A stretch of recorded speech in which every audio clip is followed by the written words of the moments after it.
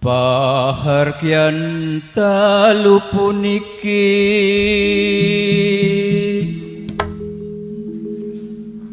tinebehna sambi kala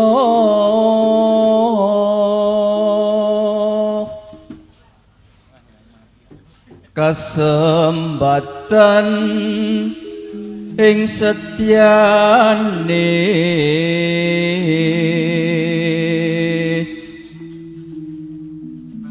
dadya jejere Sudarma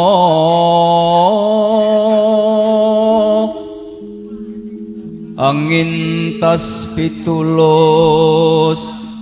putra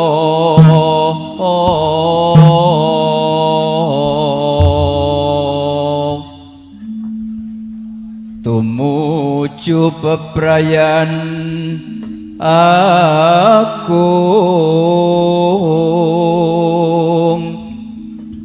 tansah mangiya raharja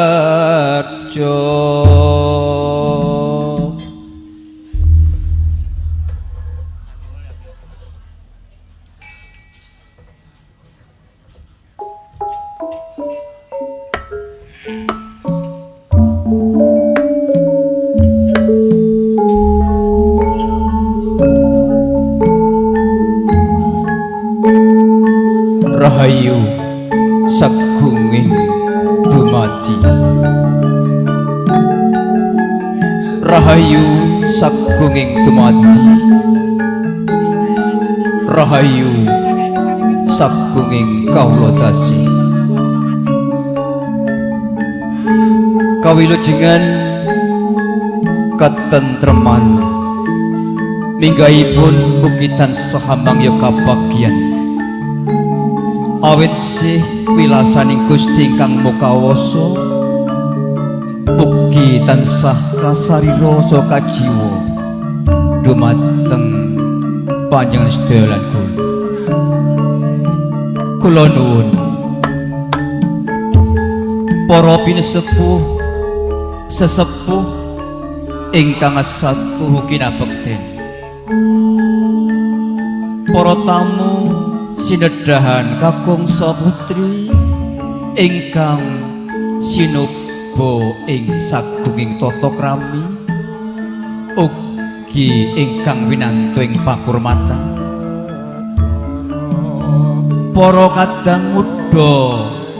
tumaruna ingkang kinasih sumrambahipun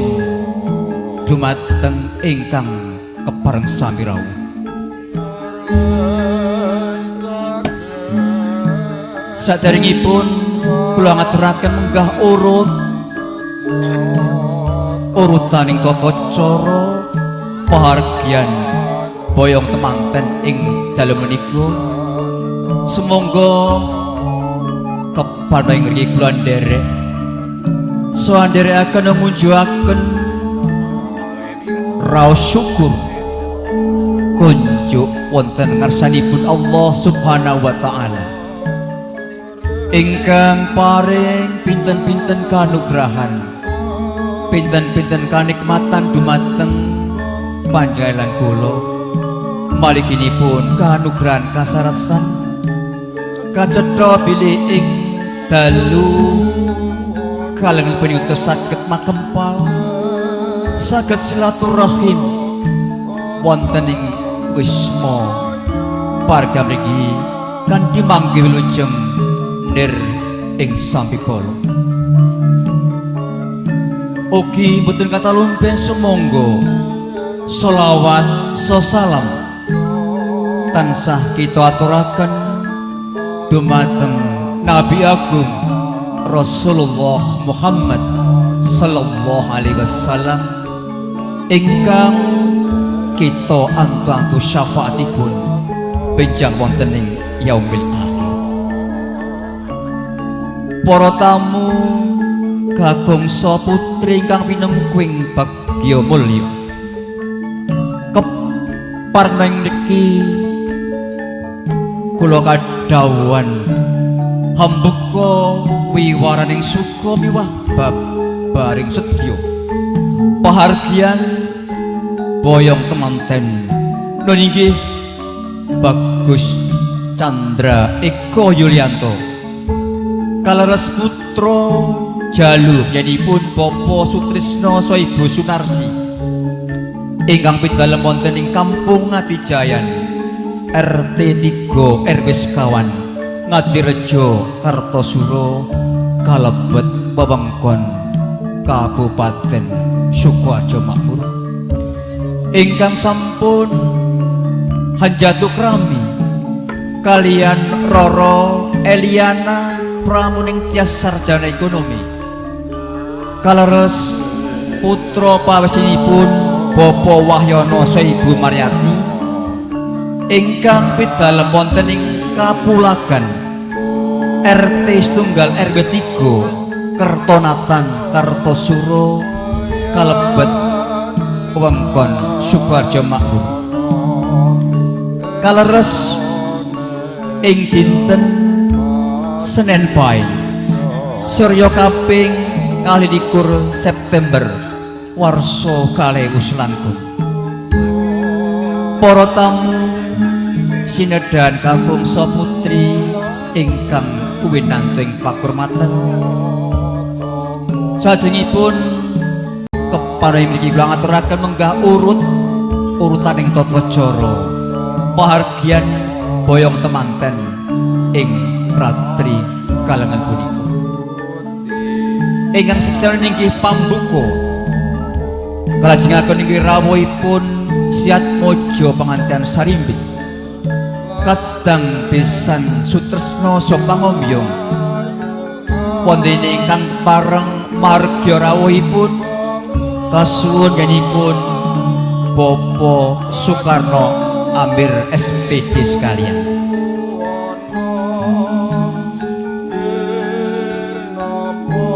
lajengipun atur inggih pangandika pasrah saha panampi Sirat Mojo Pangantian Sarimbit menggah pangandika pasrah badhe katuraken ingkang kinurmatan penyanipun Bapak Mayor Purnawirawan Soeharto tumuli badhe katampi penyanipun Bapak Supriyadi Hirnawan sarjana ekonomi inggih minangka talanging basa penyanipun Bapak Sutrisno saha Ibu Sunarsi jumenengipun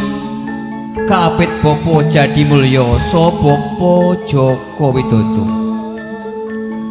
purnaning tata cara pangandika pasrah panampi Pangantian Sarimbit tumuli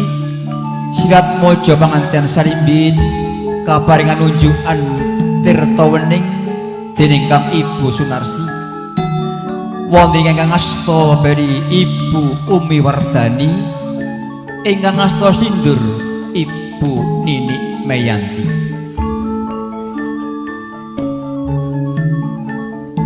Bobili mangke Siat Mojo Pangantian Sarimbit sampun kalengaken wonten ing kursi nenggo tumuli katindakan inggih tata cara pangabekten Siat Mojo Pangantian Sarimbit dumateng ingkang Rama saha Ibu wonten ingkang kepareng kasuwun mratisaken saking nyanginipun juru paes wonten ingkang kepareng hanglolos dung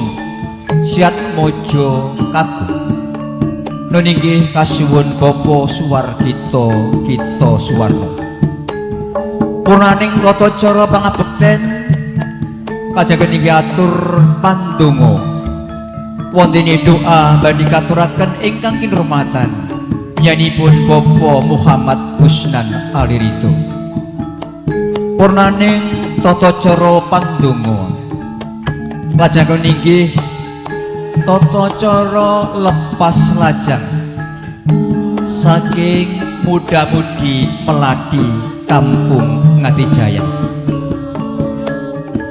purnaning tata cara lepas lajang saking muda-mudi melati dan inggih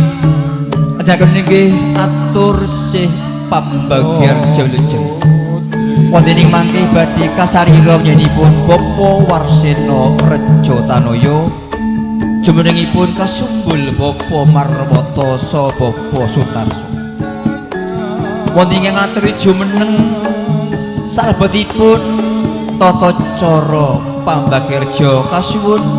nyenipun Bapa Ibu Tri Irianto wondene pratandha purnaning pargian mbok bilih mangke sirat mojo panganten sarimbit ingkang hameng kugati so kadang pisan tresna kepareng jumeneng wonten sajeneng garaning pargian wonten ingkang kasuwun jenengan ketemanten sarimbit ingkang hameng kugati so kadang pisan tresna kasuwunipun Bapa Subeno Irianto SPD sekalian wonten ingkang pungkasan nggih panutup para tamu sinedahan kagungsa putri kang nirmatan mekaten menggah urutaning tata cara pargian boyong temanten ing dalu menika mugi wiwit lekas ngantos pungkas tansah manggih wilujeng boten wonten alangan satunggal punapa salajengipun mugi sekeca lenggahipun nuwun matur nuwun.